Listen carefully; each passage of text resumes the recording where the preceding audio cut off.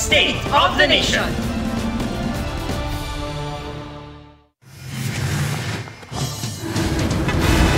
Nakuna ng isang motorcycle rider ang pagharurot ng pulang SUV na yan sa Mandaue City. Sinagasaan pa ng SUV ang mga traffic cones. Nabangga rin ito ang isang taxi at dumiretso sa bakanting lote sa tabi ng kalsada bago tumawid sa kabilang lane. Dito na inararo ng SUV ang isa pang sasakyan bago tuluyang huminto. Di na nakuhanan ng video pero nakabangga pa raw ito ng dalawang biker, isang taxi at dalawa pang sasakyan. Base sa investigasyon, bumaba ang blood sugar ng driver ng SUV at inatake ng hypoglycemia. Hindi raw nito maigalaw ang kanyang mga paa at kamay. Ayon sa mga pulis, may pananagutan pa rin ang SUV driver sa mga nabangga niya.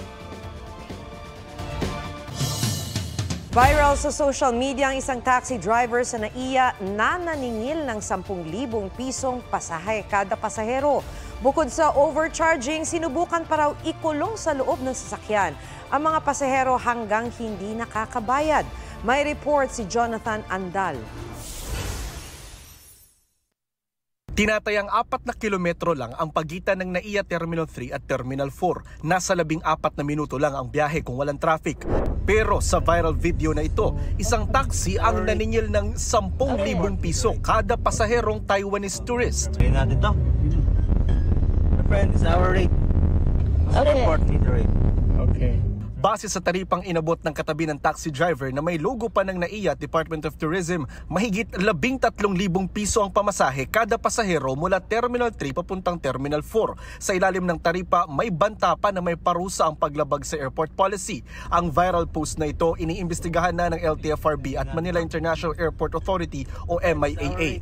Pero hindi naplakahan ng taxi at inaalam pa ang pangalan ng driver nito. Walang pasahe na nagkakahalaga ng 10,000 pataas. Tinalo pa po nun yung pasahe sa eroplano. Nakapag-ugnayan na po kami doon sa tao na nag-post nito at nakausap na po siya ng ating mga investigador. Ang Manila International Airport Authority po ay nananawagan sa ating mga pasahero. We encourage them to take the accredited transport ng NAIA dahil po dito madali po nating matukoy at mahuli ang mga nag-aabuso ng mga taxi drivers.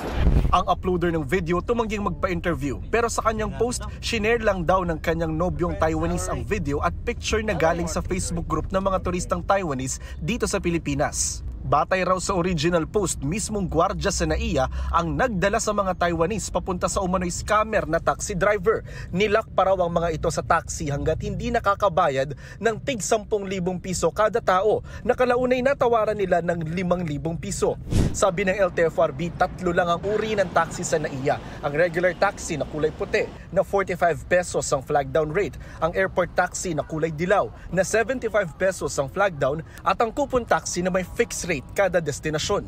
Babala ng LTFRB, posibleng suspensyon ng prangkisa ang parusa kapag napatunayang nag-overcharge ang taxi sa viral video.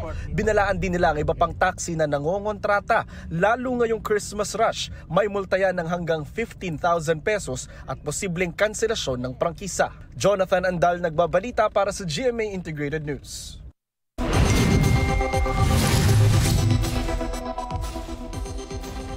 Pag-usapan naman natin ang tips para sa ligtas na pagsakay sa mga taxi. Kahit gaano kahirap ang pagko-commute ngayong Christmas rush, huwag patulan ang mga nangongontrata o ayaw gumamit ng metro at mga kolorum para na rin sa inyong kaligtasan. Ugaliing kuhanin ang plaka at iba pang detalye ng taxi. Mas mabuti ring ipaalam ang mga ito sa kaibigan o pamilya. Ilan din daw sa mga red flag sa taxi ayon sa PNP ay kung walang nakalagay na plate number at operator number sa interior ng sasakyan. Ang style naman ng mga driver na gumagamit ng batingting o yung pampabilis ng patak metro, laging nakahawak sa kambyo para matakpan ang metro. Di rin daw sila bumibilis ng takbo kahit sa mga high-speed area dahil kung bilisan ay magiging kapuna-puna ang hindi normal na pagtaas ng pamasahe. Sinibak sa pwesto ang 2 pulis Quezon City na rumesponde sa bahay ng yumaong aktor na si Ronaldo Valdez. Ito ay matapos kumalat online ang video ng duguang si Valdez. Kuha ang video ng isa sa mga pulis. Bahagi ng case documentation ang pagbivideo, pero hindi ito dapat na isa sa publiko dahil for internal use lang ng PNP. Sibak din ang kanilang station commander. Hindi pa sila nagbibigay ng pahayag. Gumagawa na raw ng hakbang ang PNP para matunto ng unang nag-upload ng sensitibong video. Pwede rin daw makasuhan ang mga nag-share nito sa ilalim ng anti-cybercrime law. Ikinagalit ng talent manager ni Valdez ang pag-leak ng video. Para sa mga nagla-last minute Christmas shopping, saan pa nga ba pwedeng makabili ng mga murang panregalo kundi sa Divisoria? Pero ang iba, add to cart na lang sa online shops para iwas siksikan at traffic. Panoorin sa report ni Von Aquino. The struggle is real para sa mga gustong makamura sa Christmas gifts at sa Divisoria ang takbuhan. Sa U-turn slot pa lang sa Recto Street, tukod na ang traffic nitong alas 2 ng hapon. Di mahulugang karayom sa Ilaya Street at Tabora Street sa dami ng mga namimili. Dito sa bahagi ng Ilaya Street ay talagang siksikan na yung mga mamimili, dahil bukod sa mga customers na namimili pa lang dito sa mga stalls na humihinto sa kalsada, meron din mga sasakyan at mga nagde-deliver na dumaraan dito. Ang magkakapatid na Albay, 5 oras na nakipagsiksikan. Hanggang dito sa Divisoria Mall. Talaga sinuyod namin lahat yan kahit na talagang ang traffic sobra. Ang daan namin, ang lakad namin talaga. Sorry. Oo. Maliliit talaga. Maliliit ang hakbang namin.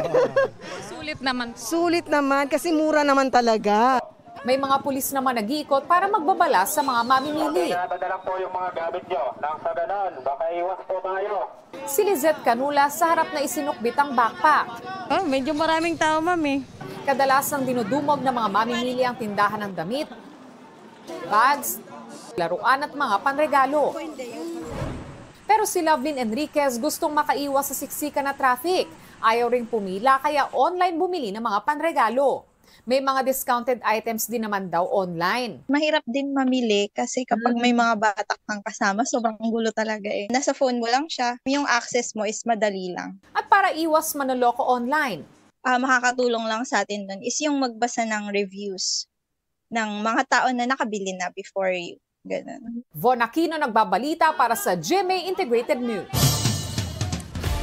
Sa mga ninong at ninang na cash ang ibibigay sa kanilang mga inaanak, hindi nagkakaabusan ng malulutong na perang papel. Ayon po yan sa Bangko Sentral ng Pilipinas. Libre ang pagpapalit nito sa mga bangko kaya hindi dapat tangkilikin ang bentahan ng mga ito. Naglipa na kasi sa social media ang mga post na nagbebenta ng malulutong na 20, 50 at iba pang peso bills. Pinabulaanan din ng BSP ang kumakalat sa social media na ang mga bagong imprentang 20, 50 at 100 peso bill ay sa katapusan pa raw ng taon magiging available. Mas mataas daw sa karaniwan ng demand sa mas mababang denominasyon kaya patuloy ang paglabas nila ng ganitong halaga. Hinikayat din nila ang publiko na imbes na cash, padalhan na lang ng digital o e-money ang mga inaanak at mga kaanak ngayong Kapaskuhan. Natanggap nyo na ba ang inyong 13th month pay? Nagpaalala na ang DOLE sa mga employer hanggang December 24 ang deadline ng pagbibigay niyan sa mga empleyado. Sa ilalim ng batas, walang extension o exemption ito. Kasama sa dapat bigyan ang mga kasambahay. Dumaraing naman ang ilang maliliit na negosyo na halos masimot na raw ang kita para magbigay ng bonus. Ayon sa DOLE, kung talagang kapos, maaaring umutang sa Small Business Corporation ng Department of Trade and Industry o DTI. Tila itinaon sa simbang gabi ang pag-abandona sa isang sanggol sa Las Piñas. Ang 8 buwang gulang na baby nakabalot sa kumot at nakalagay sa eco bag. Nakita ito nang umiikot ang gwardiya sa San Ezekiel Church bago ang misa. Agad rumesponde ang mga pulis at dinala sa ospital ang nanghihinang sanggol. Doon nalaman na may sakit na sepsis pala ito. Sa tingin ng mga pulis, sinadyang iwan ng baby sa simbahan para may makakita sa oras ng simbang gabi. Patuloy na tinutukoy kung sino ang nag-iwan sa sanggol.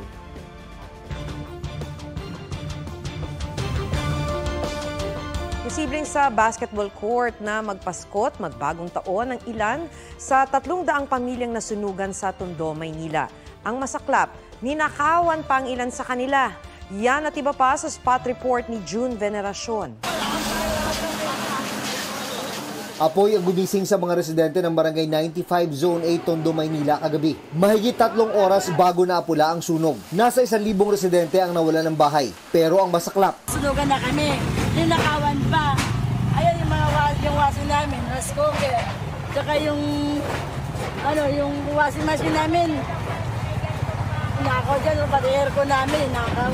Sa basketball court muna titira ang mga nasunugan at posibleng doon na sila abuti ng Pasko at Bagong Taon. Isa ang sugatan sa sunog. Sa traffic operation sa Batangas City, arestado ng CIDG ang siyam na ang modus ay nag-o-order ng maramihan sa mga supplier ng appliances at iba pang gamit. Sa unang transaksyon, magbabayad daw sila ng cash. Pero sa mga sunod na transaksyon, tatakbuhan ng mga inorderan. 45 units na aircon na dineliver namin doon sa bandang Pangil, Laguna. Tapos doon, yung dumating na yung nag-due na yung cheque, binalikan namin sila doon sa location nila, wala na pala sila. Ayon sa CIDG, nakilala ng mga complainant na mga kausap nila sa Batangas ay siya ring mga nanloko sa kanila sa Pangil, Laguna. Sinisikap pang makuha na ng pahayag ang mga naaresto na maharap sa kasong syndicated estafa at falsification of public documents. Nahulog sa bangin ang isang van sa Calawag, Quezon. 9 na sakay nito ang sugatan. Ayon sa mga pulis, iniwasan ng driver ng van ang kasalubong nitong sasakyan, kaya dumiretso sa bangin. June Veneracion nagbabalita para sa GMA Integrated News.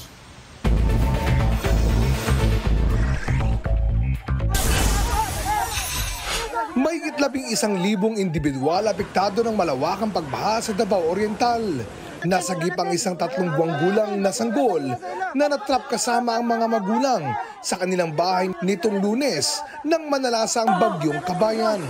Ang lalaki naman ito natangay ng ragasan ng tubig.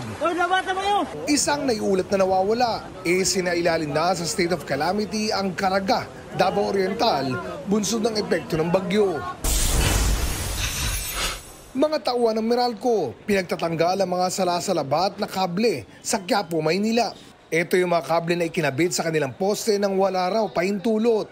Bahagi raw yan ng paghahanda ng Manila LGU para sa traslasyon ng Itim na Nazareno sa January 9. Oscar Oida, nagbabalita para sa GMA Integrated News.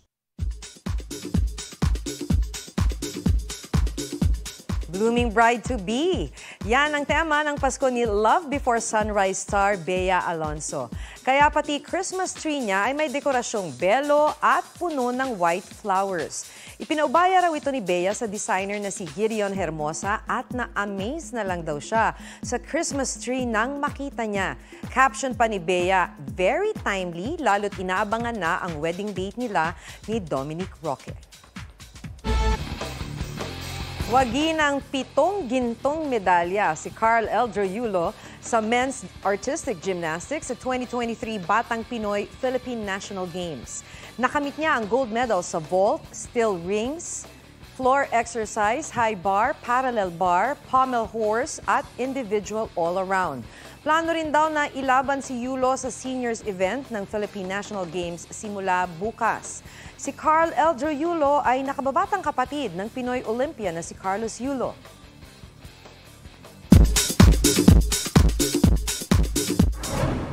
Matapos humarap sa pulisya noong 1 buwan para itanggi ang aligasyon ng pagdodroga, nagpasya ang pulisya na huwag nang kasuhan ang dating leader ng Big Bang na si G-Dragon. Bigo raw silang makakuha ng pruweba sa mga aligasyon. Wala pang pahayag si G-Dragon tungkol dito. Wala na raw kontrol sa kanyang mga muscle ang Queen of Power ballads sa si Celine Dion.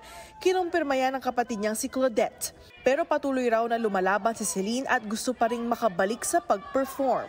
December last year ni-reveal ng My Heart Will Go On singer na meron siyang stiff person syndrome. Isang rare condition nagpapahirap sa kanyang maglakad at kumanta dahil sa uncontrolled severe spasms. Katatibayan nagbabalita para sa GMA Integrated News. 5 araw na lang, Pasko na. Pistang Pasko ang ramdam sa Lantern Parade ng UP Diliman. May report si Joseph Morong. Makakulay na parol at dibdibang cheering. Yan ng ibabaw sa Lantern Parade ng UP Diliman. Sa temang Panibagong Lakas, naging simbolo ang liwanag ng mga parol sa pagbangon ng bansa sa pandemya at iba pang suliranin. Ipinarada rin sa Academic Oval ang mga mensahe ukol sa mga usaping panlipunan. Dinayong universidad ng mga nakisaya sa programang nagmisula na ring concert at Festival of Talents. Lantern Festival din ang bida sa Canavid Eastern Samar. 14 na higanteng parola ang pinailawan at nagtagisan ng ganda sa plaza. Kanya-kanyang pambato ang bawat barangay na gumamit ng recycled materials. Nagmistulang palasyo ang City Hall ng General Santos dahil sa mga pamaskong dekorasyon. Ang mga parol gawa ng iba't ibang barangay sa lungsod. Dinagsari ng food strip sa Rojas Avenue.